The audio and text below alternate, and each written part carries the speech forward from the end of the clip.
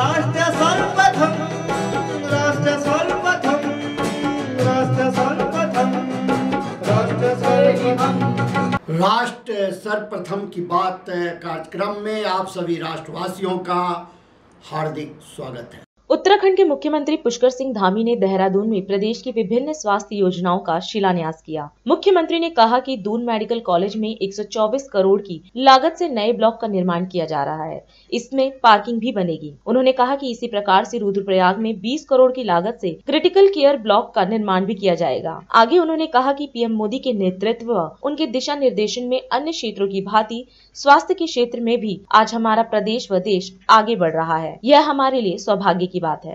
आज बहुत अच्छा दिन है कि जिस दिन आज कई सारी बड़ी योजनाओं का आज इस वर्चुअल माध्यम से शिलान्यास यहाँ पर किया जा रहा है, जिसके अंतर्गत दून कॉलेज में 124 करोड़ की लागत से नए ब्लॉक का निर्माण होगा। इसमें पार्किंग इत्यादि चूंकि जो समस्या रहती है वो पार्किंग भी उसमें बनेगी। इसी प्रकार से रुद्रप्रयाग में लगभग 20 करोड़ की लागत से क्रिटिकल केयर ब्लॉक का निर्माण होगा।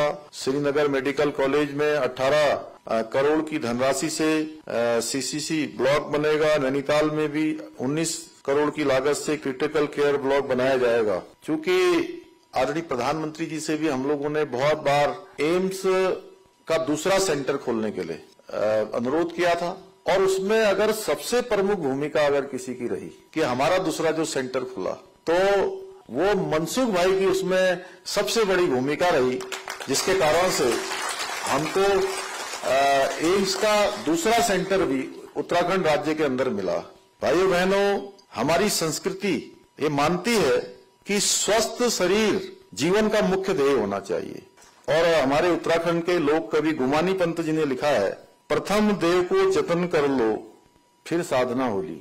अर्थात पहले शरीर का ध्यान रखें तभी कोई काम ठीक प्रकार से हो सकता है। इस मूल मंत्र को ध्यान में रखकर हमारी सरकार ने राज्य में जन सुविधाओं के और जन स्वास्थ्य के बुनियादी ढांचे को सशक्त बनाने में अपना पूरा ध्यान केंद्रित किया है और हमारे देश के यशस्वी प्रधानमंत्री मोदी जी के नेतृत्व और उनके दिशा निर्देशन में अन्य क्षेत्रों की भांति स्वास्थ्य के क्षेत्र में भी आज हमारा प्रदेश हो या देश हो निरंतर आगे बढ़ रहा है।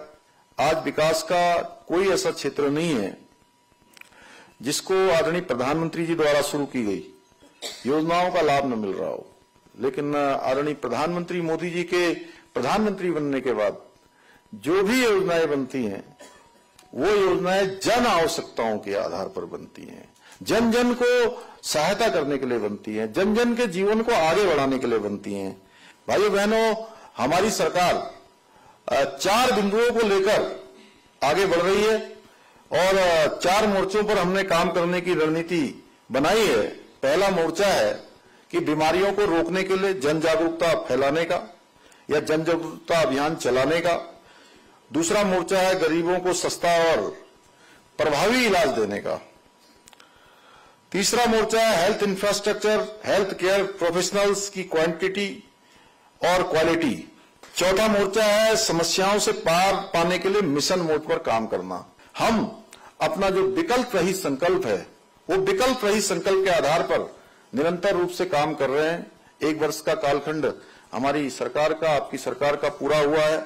मुझे पूरा विश्वास है कि आप सभी के सहयोग से हम समृद्ध, सशक्त और आत्मनिर्भर उत्तराखंड का निर्माण करने में अवश्य सफल होंगे।